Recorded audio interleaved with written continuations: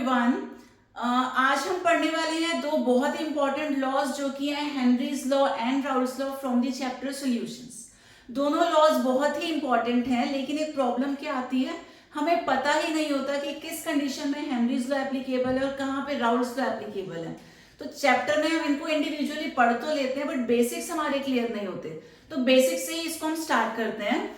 तो पहले तो आप ये समझिए कि जो आपका चैप्टर है सॉल्यूशंस, यहाँ पे सिर्फ और सिर्फ हम लिक्विड सॉल्यूशंस की बात करने वाले हैं। ठीक है, अब लिक्विड सॉल्यूशंस क्या होते हैं? जहां पे सॉल्वेंट होता है लिक्विड। तो सॉल्यूट आप कुछ भी ले सकते हैं, लेकिन सॉल्वेंट हमेशा यहाँ पे रहेगा लिक्विड। तो ऐसे ही सॉल्यूशंस की बात होगी पूरे चैप्टर में।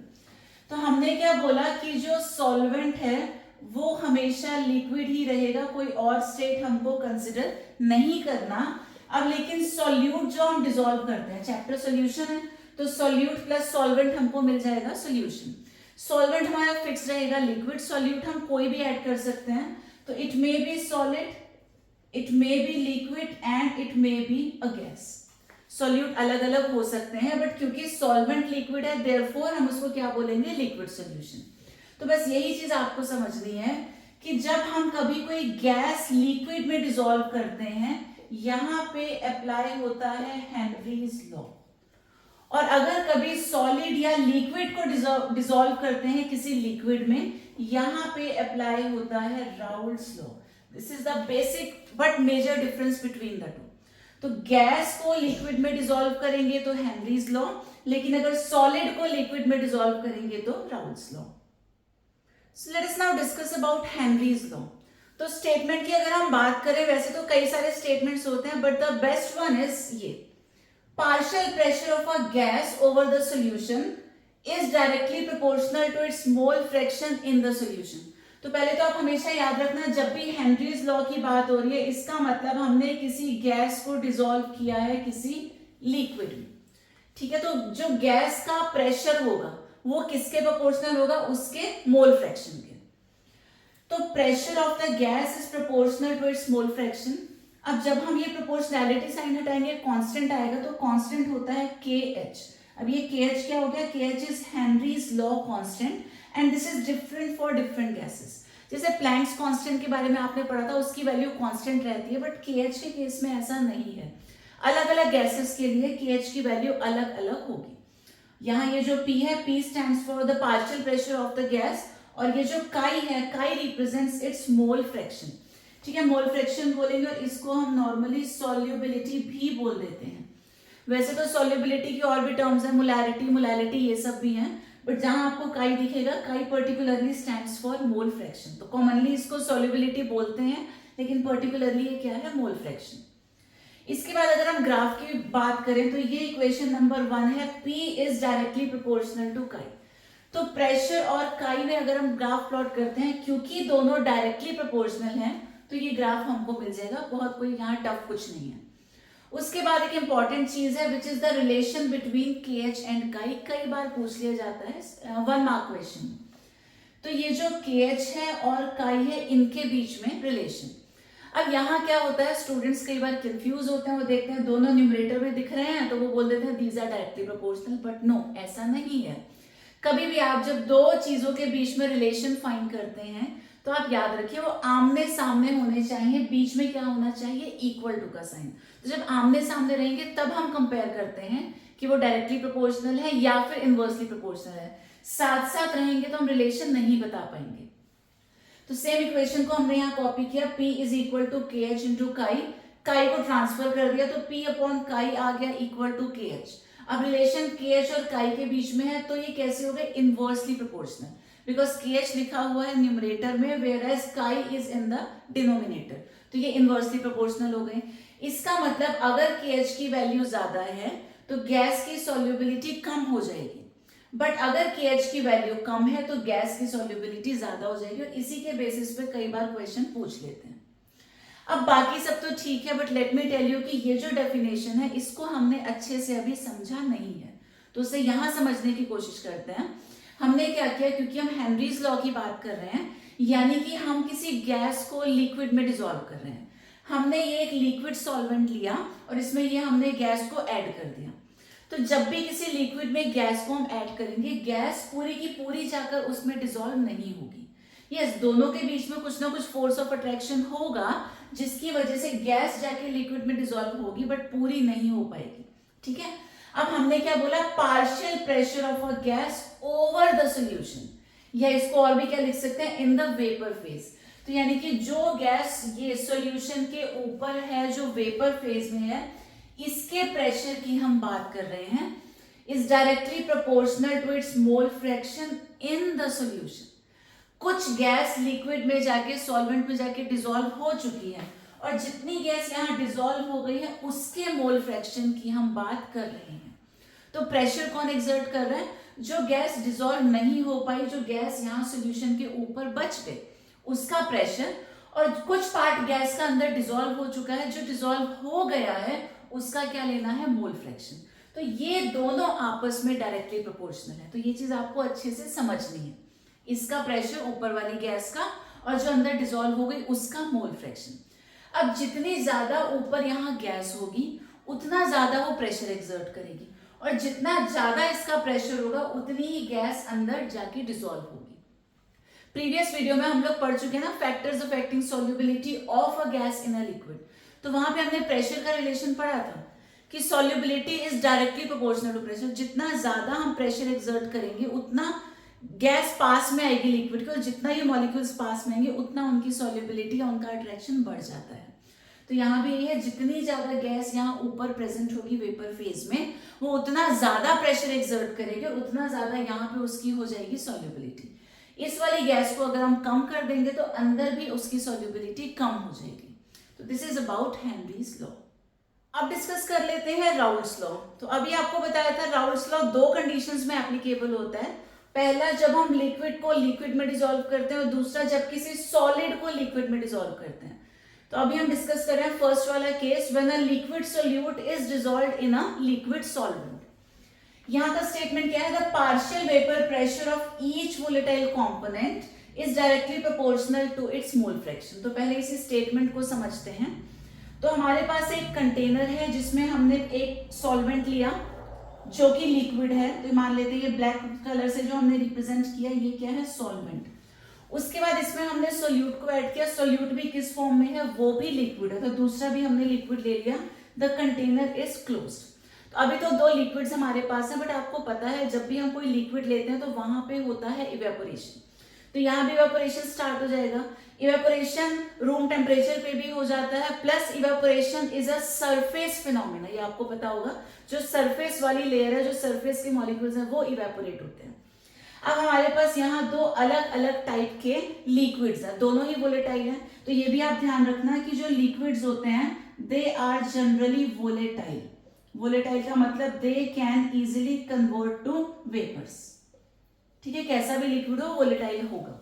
तो दो अलग अलग लिक्विड्स हमारे पास हैं, दोनों कैसे हैं, दोनों ही वोलेटाइल हैं, तो दोनों वेपर्स में कन्वर्ट होंगे। तो ये मान लेते हैं एक के वेपर्स तो ये बन गए, कुछ इसके मॉलिक्यूल्स यहाँ से एस्केप करके वेपर फेज में चले गए। उसके बाद अभी दूसरा सॉल्यूट है हमारे पास, वो भी लिक्विड है, वो भी वोलेटाइल है, तो वो भी वेपर्स में कन्वर्ट होगा। तो ये बी वाले के मॉलिक्यूल्स भी कुछ ना कुछ लिक्विड फॉर्म से एस्केप होके ऊपर जाके इन्होंने क्या किया, वेपर्स बना दिए। अब आपको पता है गैसेस एक्सर्ट प्रेशर, तो ये जो वेपर्स बने हैं ये भी प्रेशर एक्सर्ट करना स्टार्ट करेंगे। अब राउल्स ने क्या बोला था, partial vapour pressure of each volatile component. तो अलग अलग कंपोनेंट्स की ये बात कर रहे हैं। अभी हमारे पास दो कंपोनेंट्स है यहाँ पे, एक ब्लैक कलर हो गया और एक ब्लू कलर हो गया। ये ऐसा मान लो एक सॉल्वेंट है और दूसरा सोल्यूट है। तो किसी एक की जब हम बात करेंगे तो उसका जो पार्शियल वेपर प्रेशर है that is proportional, directly proportional to its mole fraction. तो partial pressure is proportional to its mole fraction. जब हम प्रोपोर्शनैलिटी साइन को हटाएंगे कोई एक कांस्टेंट आएगा, the constant is P not. जैसे हेनरीज लॉ में कांस्टेंट होता था के एच, ऐसे यहाँ राउल्स लॉ में जो कांस्टेंट आएगा the constant is P naught, where P stands for the partial vapour pressure, chi हो गया मोल फ्रैक्शन हेनरीज लॉ की तरह, बस यहाँ कांस्टेंट अलग है पी नॉट। तो पी नॉट क्या होता है, vapour pressure in the pure state. अभी तो हमने दोनों को यहाँ पे मिला दिया, लेकिन मान लो दोनों आपके पास अलग अलग होते, तो प्योर स्टेट में जब वो होते तब उनका जो वेपर प्रेशर होता वो होता है पी नॉट। अब अभी क्या है हमारे पास, ये जो सोल्यूशन है इसमें दो कंपोनेंट्स हैं, एक सोल्यूट है और एक सॉल्वेंट है। और दोनों कंपोनेंट्स कैसे हैं, दोनों ही वोलेटाइल हैं क्योंकि दोनों हमने लिक्विड फॉर्म में लिए हैं, दोनों ही उड़ के ऊपर जाएंगे, दोनों ही प्रेशर एक्सर्ट करेंगे, तो दोनों के केस में अलग अलग हम लोग ये राउल्स लॉ को अप्लाई करेंगे। तो हमारे पास दो कंपोनेंट्स हैं। अगर हम कंपोनेंट ए की बात करें तो pressure of A will be proportional to mole fraction of A as per this relation. अब यहां से क्या मिल जाएगा, P A is equal to P naught A into chi A. ठीक, सिमिलरली जो प्रेशर ऑफ बी है, जो दूसरा वाला कंपोनेंट है, pressure of B will be proportional to chi B. इसको सिंप्लीफाई करेंगे तो pressure of B is equal to क्या आ जाएगा, कांस्टेंट आएगा, constant is P naught B into chi B. उसके बाद टोटल प्रेशर की अगर हम बात करें, देखो इसने अपना प्रेशर एक्सर्ट किया, जो ये सॉल्वेंट के मॉलिक्यूल्स हैं ये कितना प्रेशर एक्सर्ट कर रहे हैं, पी ए। अब ये जो ब्लू वाले हैं जो सॉल्यूट है ये एक्सर्ट कर रहे हैं pressure equal to P B, but total कितना है ये तो हमें अलग अलग पता चला दोनों का। राउल्स लॉ से क्या हुआ, दोनों का अलग अलग प्रेशर पता चल गया, सॉल्यूट का कितना है और सॉल्वेंट का कितना है, लेकिन टोटल यहाँ पे कितना प्रेशर एक्सर्ट हो रहा है सोल्यूशन के अंदर, उसके लिए हमारे पास होता है डाल्टन्स लॉ। बहुत सिंपल सा लॉ है। डाल्टन ने क्या बोला, किसी एक कंटेनर में एक से ज्यादा अगर आपके पास अलग अलग वेपर्स हैं तो total pressure is equal to sum of all the individual pressure, सबके प्रेशर को सिंपली ऐड कर दो तो आपको टोटल प्रेशर मिल जाएगा। तो वही काम हम यहाँ पे करेंगे, पी टोटल कैलकुलेट करेंगे क्योंकि दो कंपोनेंट्स हैं ए और बी, तो टोटल प्रेशर आ जाएगा P A plus P B. P A था पी नॉट ए काई ए, वो लिख दिया, पी बी की जगह पे लिख दिया P naught B into chi B. अब आपको एक और रिलेशन पता है मोल फ्रैक्शन की, कि chi A plus chi B is always equal to 1। जो टोटल मोल फ्रैक्शन है वो हमेशा 1 होता है, तो chi A plus chi B equal to 1 है। यहाँ से हम किसी एक की वैल्यू निकाल लेते हैं दूसरे की टर्म्स में, तो काई ए कैलकुलेट कर लेते हैं, कितना आ गया, chi A will be equal to 1 minus chi B. अब ये जो रिलेशन मिली है इसको हम यहाँ पे पुट कर देंगे टोटल प्रेशर वाली इक्वेशन में, तो पी टोटल कितना मिल जाएगा, पी नॉट ए, और काई ए की जगह पे हमने लिख दिया 1 माइनस काई बी, प्लस हमारे पास था P naught B into chi B. Further simplify किया तो P total is equal to P naught A into chi B, और ये आ गया P naught B into chi B. P naught A ये रहा, बाकी इन दोनों टर्म्स में हमने काई बी कॉमन ले लिया, तो अंदर क्या बच जाएगा, पी नॉट ए माइनस पी नॉट बी। तो फाइनल एक रिलेशन हमको मिल गई पी टोटल की। तो यहां से एक चीज हमें समझ में आती है कि कंपोनेंट्स तो दो थे हमारे पास, बट अगर किसी एक का मोल फ्रैक्शन हमको पता है तो भी हम पी टोटल कैलकुलेट कर सकते हैं, चाहे वो काई ए पता हो या फिर काई बी पता हो। तो एक के मोल फ्रैक्शन की टर्म्स में भी पी टोटल कैलकुलेट हो सकता है। अगर दोनों का पता है तो बहुत अच्छी बात है, ये रिलेशन है पी टोटल की, और अगर एक का मोल फ्रैक्शन हो तो that relation can be used. उसके बाद अगर आप ग्राफ की बात करें, ग्राफ इज वेरी इंपॉर्टेंट, ध्यान से सुनना है इसको। यहां पर क्या हुआ, हमने इस तरफ से स्टार्ट करते हैं इसको, हमने बोला काई ए इज इक्वल टू 1 और जो काई बी है दैट इज इक्वल टू 0, यानी कि अगर अभी हम सिर्फ कंपोनेंट ए की बात कर रहे हैं, ए कंपोनेंट यानी कि सॉल्वेंट है हमारे पास, हमने उसमें सॉल्यूट को डिसॉल्व अभी नहीं किया, तो सिर्फ सॉल्वेंट की बात करें तो पूरा जो प्रेशर होगा किसकी वजह से होगा, वो सॉल्वेंट की वजह से होगा। तो ये मान लेते हैं उसका अभी टोटल प्रेशर है, जब तक वो अकेला है, हमने उसमें सॉल्यूट को डिसॉल्व नहीं किया, तो उसका प्रेशर होगा पी नॉट ए। नॉट क्यों लगाएंगे, क्योंकि वो अभी प्योर स्टेट में है, किसी और को उसमें मिक्स नहीं किया गया, तो ए की वजह से जो अभी प्रेशर है वो कितना है, पी नॉट ए। अब दूसरी साइड बात कर लेते हैं। अब हमने क्या माना कि काई ए 0 है, हमारे पास सिर्फ और सिर्फ क्या है, काई बी, यानी कि हमने सिर्फ बी वाला कंपोनेंट लिया। हो सकता है एक अलग कंटेनर में सिर्फ सॉल्यूट, लिक्विड वाला सॉल्यूट हो हमारे पास, तो वो जो प्रेशर एक्सर्ट करेगा उसे हमने यहाँ दिखा दिया, pressure will be P naught B, क्योंकि वो भी अभी प्योर स्टेट में है, हमने कुछ उसमें मिक्स नहीं किया। तो ये पी नॉट ए है, ये पी नॉट बी है। उसके बाद क्या होगा, अगर हम लेफ्ट टू राइट आते हैं तो काई ए 1 से कितना हो गया, काई ए फाइनली हो गया 0, यानी कि मोल फ्रैक्शन डिक्रीज हो गया। हमें रिलेशन पता है मोल फ्रैक्शन और प्रेशर में, दोनों में डायरेक्ट रिलेशन है, दे आर डायरेक्टली प्रोपोर्शनल। तो अगर एक की वैल्यू कम हो रही है तो ऑब्वियसली दूसरे की वैल्यू भी कम होगी।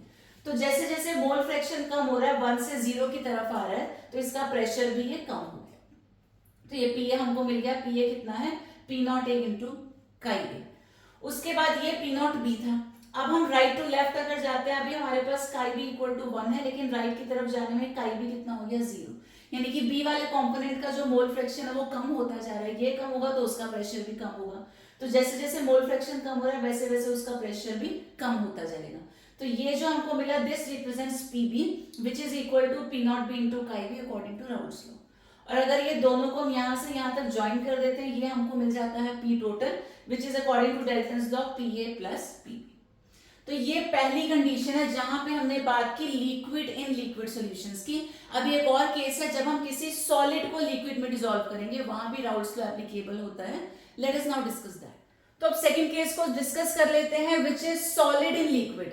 ठीक है, तो यहाँ पे अब हमने एक सॉलिड को लिक्विड में डिसॉल्व किया। स्टेटमेंट लगभग वैसा ही है। The partial vapor pressure of the volatile component is directly proportional to its mole fraction।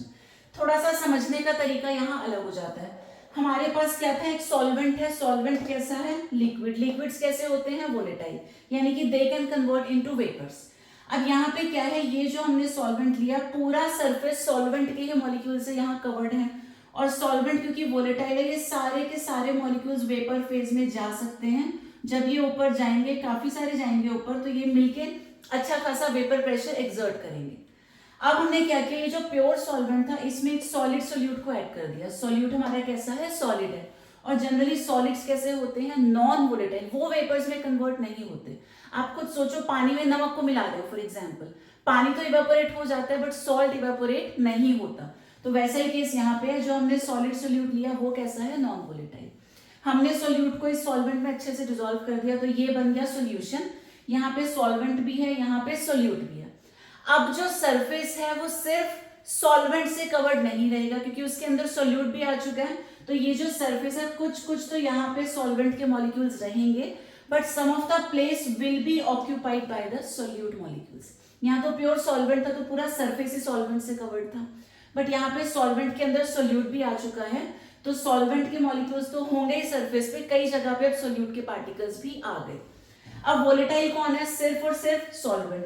तो सॉल्वेंट जो है ये तो वेपर्स में कन्वर्ट हो जाएगा, ठीक है, लेकिन ये सॉल्यूट उड़ के ऊपर नहीं जाएगा, वेपर्स नहीं बनाएगा, क्योंकि ये नॉन वोलेटाइल है। ना ये खुद जाएगा, ना इसके नीचे जो सॉल्वेंट के मॉलिक्यूल्स हैं उनको जाने देगा, because surface evaporation is a surface phenomena. सिर्फ सरफेस वाले मॉलिक्यूल्स जा सकते हैं। अब अगर हम दोनों को कंपेयर करें तो the picture is very clear. पहले केस में जब प्योर सॉल्वेंट था तो नंबर ऑफ वेपर्स ज्यादा थे, लेकिन बाद में जब हमने सॉल्वेंट में सॉलिड सोल्यूट को मिला दिया, अब क्या होगा, वेपर प्रेशर हो जाएगा कम। तो हम ऐसा भी बोल सकते हैं, vapour pressure of pure solvent is always greater than vapour pressure of solution. अब फाइनली राउल्स लॉ पे वापस आते हैं। तो स्टेटमेंट क्या बोलता है, partial pressure is directly proportional to the mole fraction. तो P हो जाएगा equal to P naught into chi. Symbol सारे वही हैं, P हो गया पार्शियल वेपर प्रेशर, काई हो गया मोल फ्रैक्शन, P नॉट हो गया प्योर स्टेट का वेपर प्रेशर। अब दो ही कंपोनेंट्स हैं हमारे पास अभी भी, तो अगर ए की बात करें, pressure of A will be proportional to mole fraction of A. P A कितना आ जाएगा, equal to P naught A into chi A. लेकिन जो प्रेशर ऑफ बी है, क्योंकि बी कैसा है, बी इज नॉन वोलेटाइल, वो तो उड़ के जाएगा नहीं, जब ऊपर नहीं जाएगा तो प्रेशर भी एक्सर्ट नहीं करेगा। तो बी का प्रेशर कितना हो गया, 0। अब टोटल प्रेशर दिखा लेते हैं अकॉर्डिंग टू डाल्टन्स लॉ। तो यही कहता है P A plus P B, जितने कॉम्पोनेंट्स है मिला दो, ठीक है। लेकिन बी तो उड़ के गया ही नहीं, बी का खुद का प्रेशर कितना है, 0 है, तो बी की जगह हमने 0 लिख दिया। यानी कि जो टोटल प्रेशर है वो किसके इक्वल आ गया, प्रेशर ऑफ ए के इक्वल, क्योंकि जो उड़ के जाएगा वो प्रेशर एक्सर्ट करेगा। ग्राफ की अगर हम बात करें, ग्राफ सिंपल है, पार्शियल प्रेशर और मोल फ्रैक्शन में बनेगा, ठीक है। और ये जो आएगा कैसा आ जाएगा, this will be directly proportional. और मोल फ्रैक्शन किसका लेना है, सॉल्वेंट का, क्योंकि उड़ के कौन जाएगा, सॉल्वेंट, तो प्रेशर कौन एक्सर्ट करेगा, सॉल्वेंट। सोल्यूट के लिए ग्राफ नहीं बनेगा। तो एक बार जल्दी से हम रिवाइज करते हैं। हमने 3 चीजों के बारे में पढ़ा, वो क्या था, solid in liquid, liquid in liquid and gas in liquid. तो जब गैस इन लिक्विड होता है वहां पे हेनरीज लॉ अप्लाई होता है, लेकिन जब सॉलिड इन लिक्विड होता है या लिक्विड इन लिक्विड होता है तो वहां पे अप्लाई होता है राउल्स लॉ। अब लिक्विड इन लिक्विड होगा तो दोनों वोलेटाइल है, ए उड़ेगा तो पी ए, बी उड़ेगा तो पी बी, टोटल आ जाएगा P A plus P B. लेकिन जब सॉलिड को हमने डिसॉल्व किया, ये तो उड़ के जाएगा, वेपर्स बनाएगा, बट ये नहीं उड़ेगा, तो P total will be equal to this only, ये तो हो जाएगा 0।